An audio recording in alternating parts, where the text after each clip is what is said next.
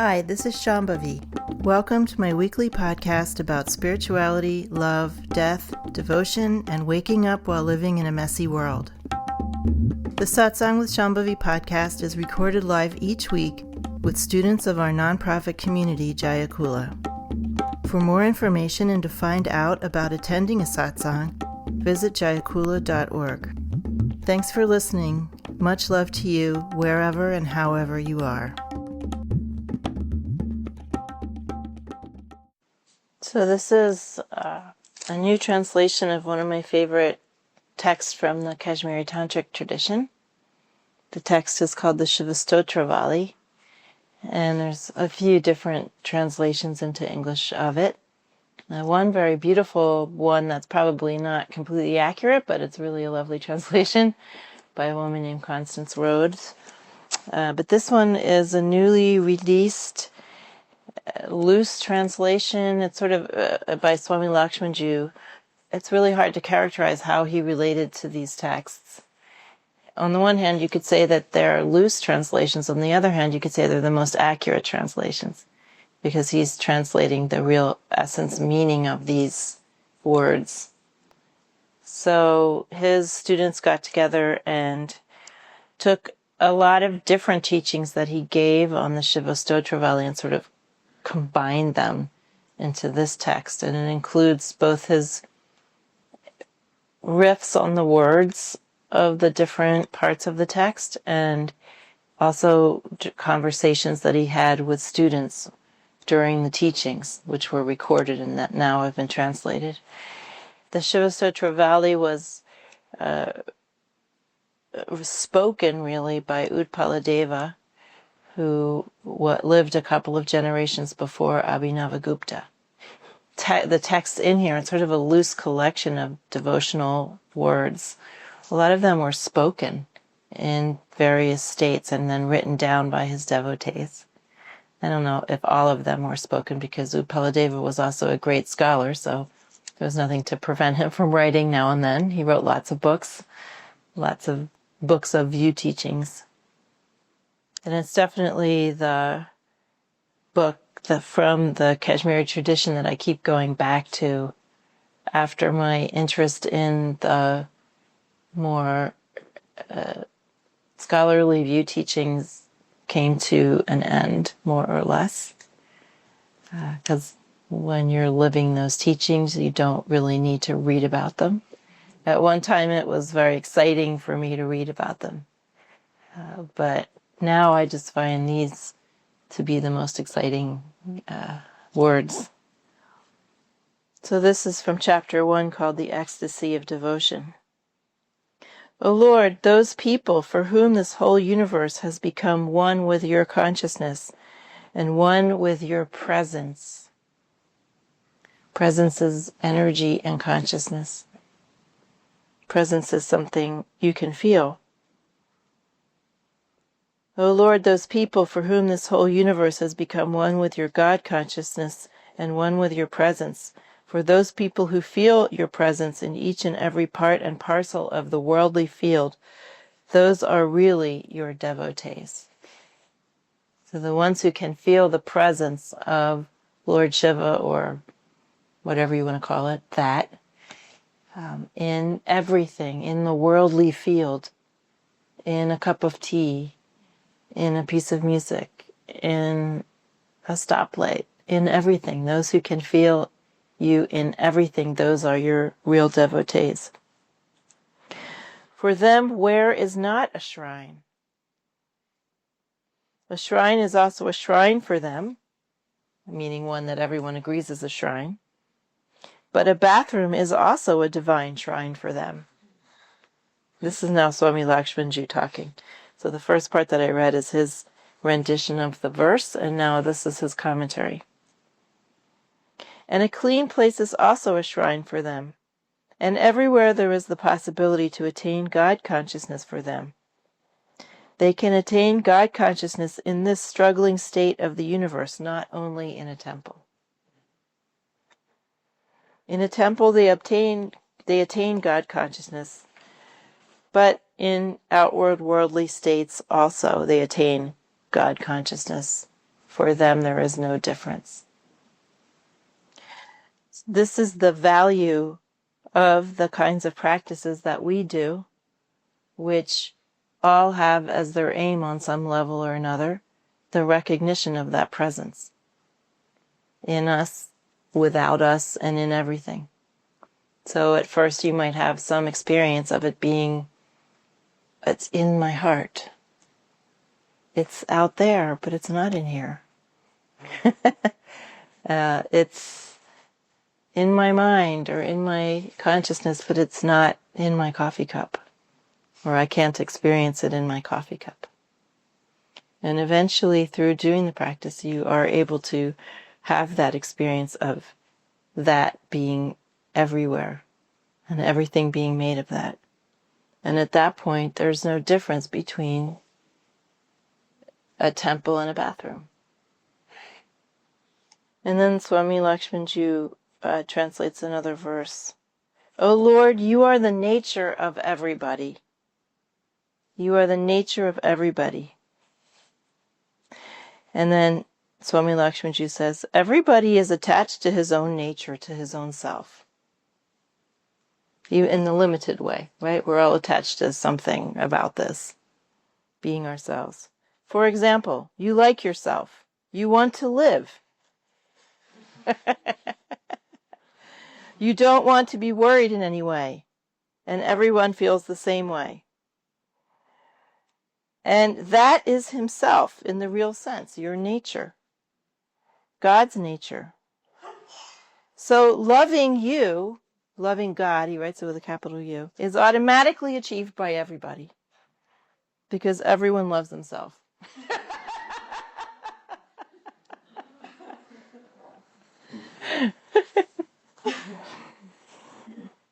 Devotion for God is acquired and achieved by everybody. Every individual. This speaks to the fact that there is only continuity.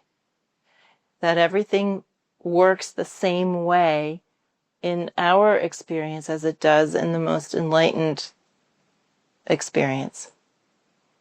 Devotion for heroin is a version of devotion for God. Self-protectiveness, narcissistic self-protectiveness, is a version of cosmic caring and generosity. It's just compressed. Right? It's got a very limited field. But God is devotion. God is compassion. God is fascinated with the nature of all of this. That's what God is made of. So God, or this reality, can't do anything other than be itself, right? It can't be one thing enlightened and then be something totally different when expressing itself as us, right? It's not possible. So everything that we're experiencing is that. This whole world is just that. God, consciousness, and energy. And it can't do anything other than be itself. This is God expressing God. And creating all of these experiences by stepping down its own capacity. So then we have someone being very self-obsessed. Self-obsession is a version of that wonder at self that is felt by Lord Shiva. It's just compressed. Okay? It's stepped down. It's limited. So there's nothing to be found here that isn't an aspect of those enlightened wisdom virtues. And our job is to unwind those tensions that are keeping all of those wisdom virtues compressed and having a very small field of activity, field of concern. I love my dog. I love my dog. Oh, I just love my dog so much. That's cosmic love compressed. I love my dog, but I don't love that person over there. I don't love that dog over there. I only love my dog.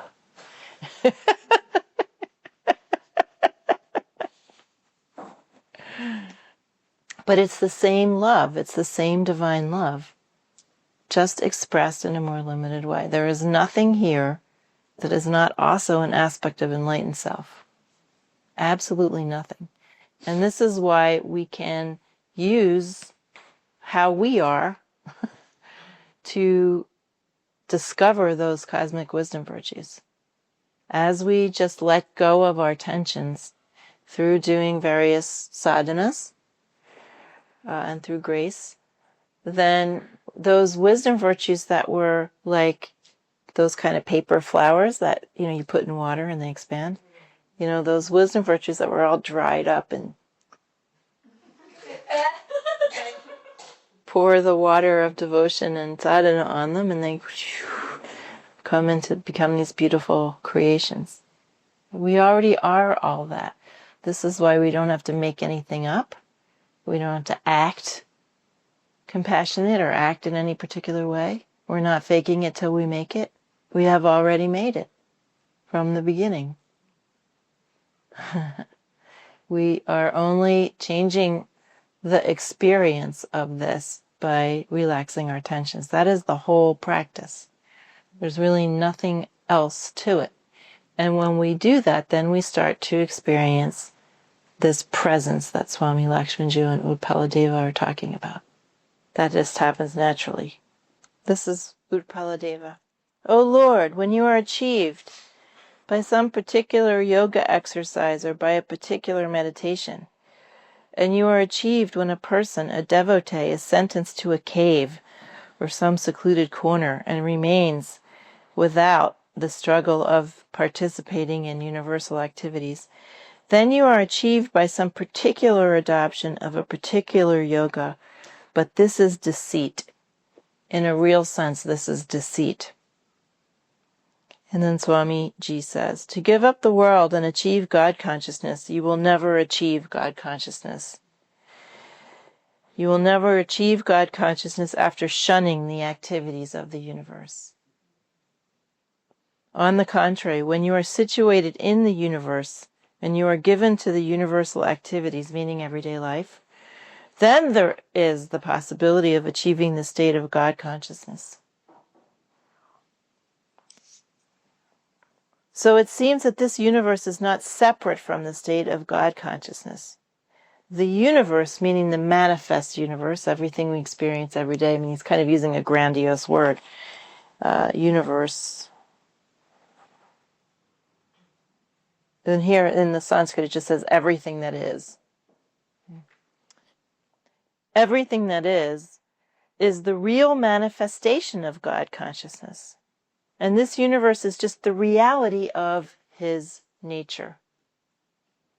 So it's not just that everything here, everything that is a manifestation of God consciousness. It is, in reality, the nature of God. When we are experiencing all of this, we are experiencing the nature of God. We can look around us as we begin to awaken and understand about the fundamental enlightened reality. We can begin to understand it by engaging with our world through sadhana or through something that is opening our senses and our vision.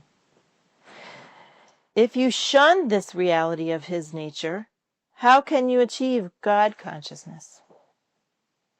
If you feel that God consciousness can only be achieved by going to a cave or not eating or doing certain sadhanas or certain yogas, if you think that's the only way that God consciousness can be achieved by rejecting ordinary life in some way, then you are rejecting an aspect of God consciousness. And so how can you come to know it? So it is deceit. It is just deceit. When you go to a cave and shun all the activities of the world, all your activities of daily life, and think that you will achieve God consciousness. It is deceit. You are wrong. There are such devotees in this world who are existing, and I have experienced those devotees who are existing in these universal activities, who are living just out in the world like regular people. They have become one with you in these universal activities through participating. So you should find out the way to achieve God in the activity of the world, not by shunning it. This is Shaivism. And this is a definition, of course, of a householder life, of people who are living in the world and also being on a path to moksha. Can you read that? Sure. There are such devotees in this universe who are existing, and I have experienced those devotees who are existing in universal activities. Swami Lakshmanji's English is not very good. So he tends to use the same kind of phrases over and over again, and they're a little bit stilted. But what he means is, by existing in universal activities, is he means living a householder life, just being in the world, participating. And those devotees who are existing in universal activities, they have become one with you by doing that. So you should find out the way to achieve God in the activity of the universe, not by shunning it. This is Shaivism.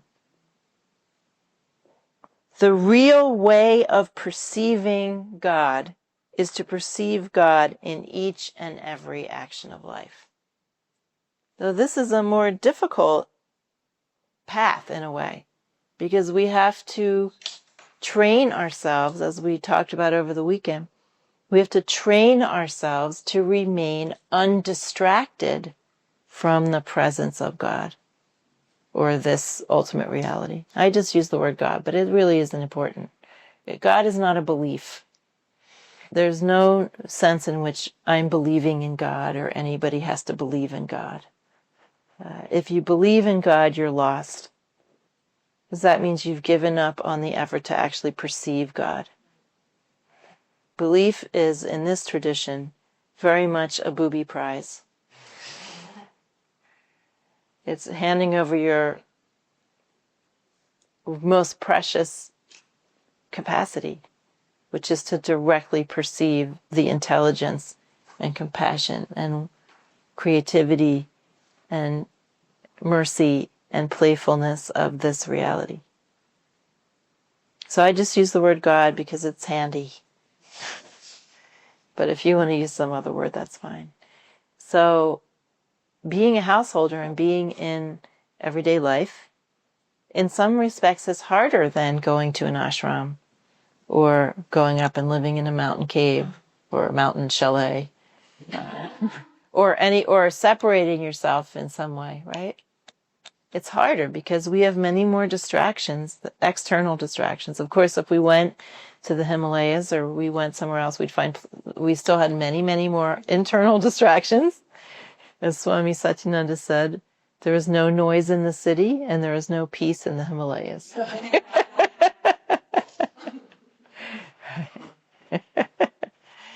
But when we are here, we have many more activities and people and things, and then our job is to remain undistracted from presence amidst all of this.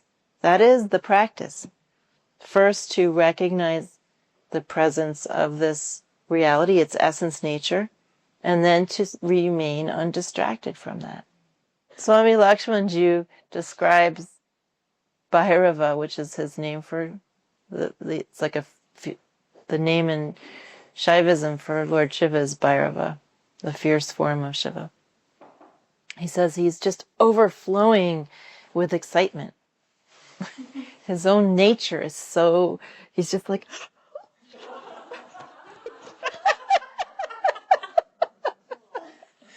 and there's this one wonderful YouTube video where he's reading from some text, I can't remember which one, and he gets to this part where it's talking about this excited overflowing of Lord Shiva, and he just says, I couldn't wait to tell you this. It's so sweet. So there is a kind of madness. There's all this beauty and finesse and skill and intelligence and elegance and magnificence, but there's also chaos and madness in the absolute, just like over the top production of all this stuff and all these incredibly different varieties of forms of life. There's a kind of a madness there. Just, being so excited to see what will come out of you next. But more overflowing with what is called ananda, right? Overflowing with the bliss of one's own nature. Mm-hmm. But still, there's that chaos factor. And certainly you discover that doing Hindu ritual. Hindu ritual is about, the diametric opposite to like Zen and Taoist rituals. My friend Ming once said, when you do a Taoist ritual, you prepare for a month doing all this stuff and building things and decorating things and cleaning things, and then the whole ritual consists of two people going like this and bowing to each other. And that's it. Whereas in Hindu ritual, we're throwing things at the deities. The whole room just ends up covered in flower petals and smeared with different substances. It's all sticky, and flies are coming around and drinking the honey offerings. And so there's a sense of great precision in Hindu ritual, how we're doing things. But then there's also always at the same time this aspect of chaos and kind of over the topness.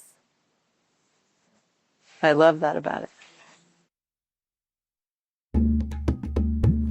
Satsang with Shambhavi is produced by Jayakula, a nonprofit community offering opportunities to learn and practice in the direct realization traditions of Trika, Shaivism, and Dzogchen. If you enjoyed listening, please help us keep this podcast and many other teachings open to all by making a monthly or one-time donation. Visit jayakula.org to make a donation and explore more of our offerings.